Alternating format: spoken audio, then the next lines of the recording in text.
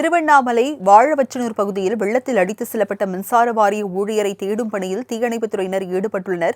இதுகுறித்த கூடுதல் தகவல்களை எமது செய்தியாளர் லோகோ வழங்க கேட்கலாம்.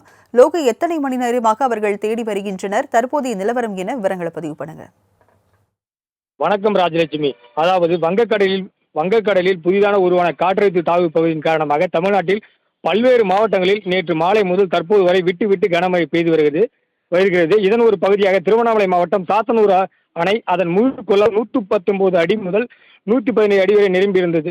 இந்த நிலையில் அணையின் பாதுகாப்பை கருதி நீர்பிடிப்பு பகுதியில் தொடர்ந்து பெய்து வரும் கனமழையின் காரணமாக அணைக்கு நீர்வரத்து அதிகரித்துவதன் காரணமாகவும் அணையில் இருந்து 113,000 கனஅடி நீர் அப்படியே வெளியேற்றப்பட்டு வருகிறது. இதன் காரணமாக கள்ளக்குறிச்சி மற்றும் திருவண்ணாமலை மாவட்டத்தை சார்பாக வெள்ள அபாய எச்சரிக்கை விடப்பட்டு முன்னெச்சரிக்கை நடவடிக்கைகள் மேற்கொள்ளப்பட்டு வருகிறது.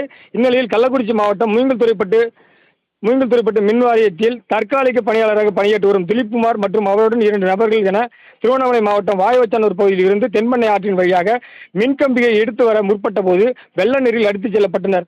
மூவரின் 2 பேர் கரையில் ஏறிய நிலையில் திலீப்குமார் தென்பெண்ணை ஆற்றின் நீரில் அடித்துச் செல்லப்பட்டார். தற்போது வரை மாயமாகி உள்ளார். இந்த சம்பவம் குறித்து அப்பகுதி மக்கள் உடனடியாக சங்கராபுரம் கள்ளக்குறிச்சி தீயணைப்பு துறையினருக்கு தகவல் தெரிவித்தனர். இதன் அடிப்படையில் அங்கு வந்த தீயணைப்பு வீரர்கள் தண்ணீரில் அடித்துச் செல்லப்பட்ட திலீப்குமாரின் உடலை தேடி வருகின்றனர். மாயமான திலீப்குமாரை சுமார் 6 மணி நேரத்துக்கு மேலாக ரப்பர் படகு மூலம் மூங்கில்துறைப்பட்டில் இருந்து 10 கிலோமீட்டர் அளவுக்கு மணல்பேட்டு வரை தேடும் பணியில் ஈடுபட்டு வருகின்றனர்.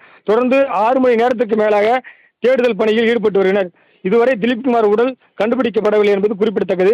மாவட்ட நிர்வாகத்தின் மூலமாக வெள்ள அபாய எச்சரிக்கை விடுத்தும் மின்சாரத்துறையினர் அலட்சி போக்கே இந்த விபத்துக்கு காரணம் என கூறப்படுகிறது. ராஜலட்சுமி,